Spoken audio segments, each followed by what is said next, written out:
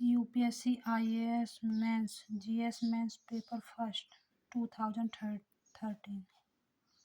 Though not question है though not very useful from the point of view of a connected political history of South India, the Sangam literature portrays the social and economic conditions of its time with remarkable vividness. Answer है इसका The Sangam literature is a collection of long and short poems composed by various poets in praise of numerous characters. Most of the Sangam literature was composed during 100 AD to 50 AD during the reign of Pandya kings of Madurai. The period of 400 BC to 300 AD is known as Sangam age. The socio-economic conditions of the Sangam age are mentioned in its length and breadth in the Sangam literature. The Sangam literature explains the markets and trade of the period in details. The Indo-Roman trade and import of gold, wine, and slaves, as well as export of spices and silk, is mentioned. It also mentions important ports of time Aegean, Muchiri, Arikamedu, and important cities like Kanjivaram.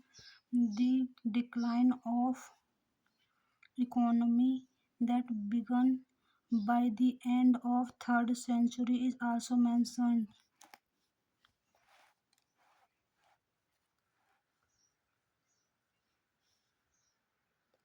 The prevalent social hierarchy with Brahmins placed at the top of the order is clearly noticed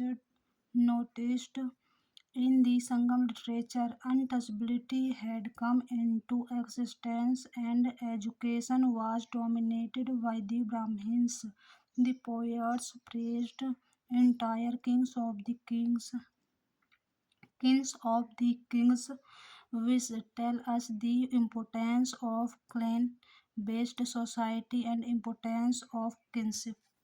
Sangam literature attached due importance to women in domestic environment. Sangam literature is dotted with a large number of references codifying self-discipline and ideal way of life. Sangam literature combines idealism with realism and classic grace with indigenous industry and strength.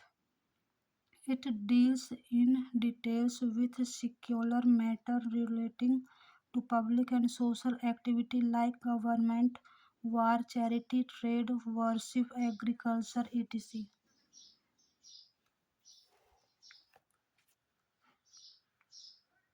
The chief merits of the Sangam works is the absolute devotion of poets and thinkers of the Sangam age of standards and adherence to literary conventions. Therefore, Sangam literature might not be very relevant from the perspective of connected political history of South India, but it portrays the social and economic conditions of its time with remarkable vividness.